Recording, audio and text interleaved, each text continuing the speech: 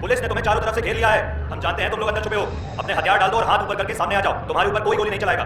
दिल्ली शहर के एक काबिल पुलिस इंस्पेक्टर रमेश ने आतंकियों को सावधान करते हुए ये घोषणा की थी। दरअसल एक हमले ने पूरी राजधानी को हिला दिया था।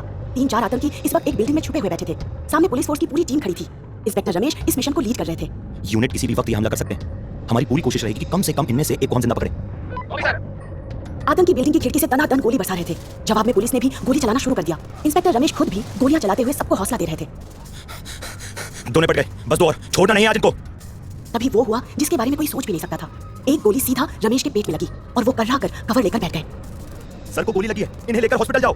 नहीं, तुम यहाँ का मोर्चा संभालो। अभी एक टारगेट और बाकी है, उसे खत्म किए बिना हम पीछे नहीं हटेंगे। सबके बार बार कहने पर भी इंस्पेक्टर रमेश हिम्मत जुटाकर गोलियां चलाते रहे। उनका काफी खून बह चुका था। फिर भी जब तक आखिरी आतंकी को पकड़ नहीं लिया गया तब तक वो वहीं पर डटे रहे। मिशन अब पूरा हो चुका था। अस्पताल में इंस्पेक्टर रमेश आईसीयू में थे। उनकी हालत क्रिटिकल थी। पुलिस ने इंस्पेक्टर रमेश के बेटे पार्थ को जानकारी देने के लिए फोन किया, लेकिन पार्थ इस वक्त अपनी गर्लफ्रेंड प्रिया के घर पर आया हुआ था। इट्स अमेजिंग पार्थ, आज हमें 3 साल हो गए साथ में, पता भी नहीं चला ना। पार्थ का फोन बार बार बज रहा था, लेकिन अनजान नंबर था इसीलिए वो उठा नहीं रहा था। बहुत दिनों बाद वो प्रिया के घर पर गया था। प्रिया के साथ आज की ये डेट उसे खराब नहीं करनी थी। जब इतना प्यार करने वाली लड़की हो तो भला वक्त का कैसे पता चल सकता है। आई लव यू प्रिया, बस एक बार दोनों का कॉलेज खत्म हो जाए, फिर मैं हमारे रिश्ते के बारे में पापा से बात कर लूंगा। प्रिया बड़ी खुश थी। तभी पार्थ का फोन वापस बजने लगा। प्रिया ने देखा कि पार्थ बार बार फोन कट कर रहा था। कोई तो बार बार हमारी डेट खराब करने की कोशिश कर रहा है, उठा लो। पार्थ ने बिना मन से फोन उठा लिया, लेकिन उसके बाद जो उसने फोन पर सुना, सुनते ही उसके होश उड़ गए थे। पार्थ मिश्रा बोल रहा हूँ, पुलिस थाने से, रमेश का दोस्त। कैसे गैर जिम्मेदार लड़के हो तुम? हाँ, कितनी देर से फोन कर रहा हूँ, फोन क्यों नहीं उठा रहे हो? कुछ इमरजेंसी भी तो हो सकती है ना। सॉरी अंकल, क्या हुआ? जल्दी से अपनी माँ को लेकर एम्स हॉस्पिटल में आओ। रमेश एडमिट है, जल्दी आओ।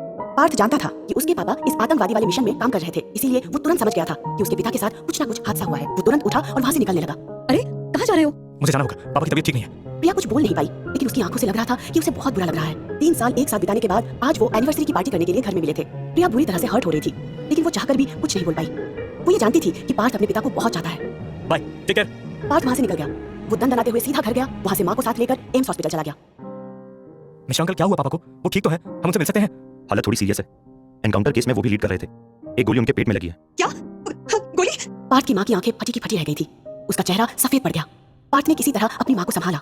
माँ कुछ नहीं होगा पापा को, चिंता मत करो, सब ठीक हो जाएगा। मिश्रा जी ने पार्थ की माँ को पानी का ग्लास लाकर दिया। मैडम, उन्होंने बहुत बहादुरी से लड़ाई की।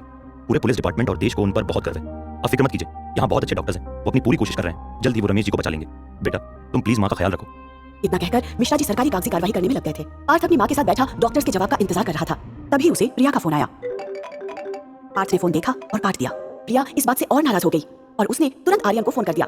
आर्यन पार्थ के कॉलेज में ही सेम क्लास में पढ़ता था, जो शहर के बड़े रईस का बेटा था। वो प्रिया को पसंद करता था, लेकिन प्रिया ने उसे कभी भाव नहीं दिया। मुझे फोन किया प्रिया, क्या बात है? थोड़ा बोर हो रही थी, तुम बिजी तो नहीं हो ना? अरे नहीं, तुम्हारे लिए हमेशा अवेलेबल। आज पार्थ के इग्नोर करने पर प्रिया ने आर्यन से कुछ देर बात की थी। आर्यन की तो जैसे किस्मत बदल गई। कॉलेज में लगभग हर लड़का प्रिया को गर्लफ्रेंड बनाना चाहता था। इसी वजह से बहुत से लड़के पार्थ से नफरत करते थे। पार्थ भी ईमानदार और पढ़ाई में अच्छा लड़का था, लेकिन उसकी फैमिली का स्टेटस बहुत लो था। उसके पिताजी की पुलिस में नौकरी थी और माँ हाउसवाइफ थी। उधर आर्यन और प्रिया बातों में उलझे हुए थे। अस्पताल में बैठे बैठे पार्थ और उसकी माँ बस यही दुआ कर रहे थे कि इंस्पेक्टर रमेश ठीक हो जाए। तभी डॉक्टर आईसीयू रूम से बाहर आए। पार्थ दौड़कर उनके पास पहुंचा। डॉक्टर, कैसे हैं अभी मेरे पापा? खून बहुत ज्यादा बह गया था, इसीलिए हम उन्हें बचा नहीं सके। We are sorry. अगर थोड़ी देर पहले लाया जाता तो कुछ होप हो सकती थी।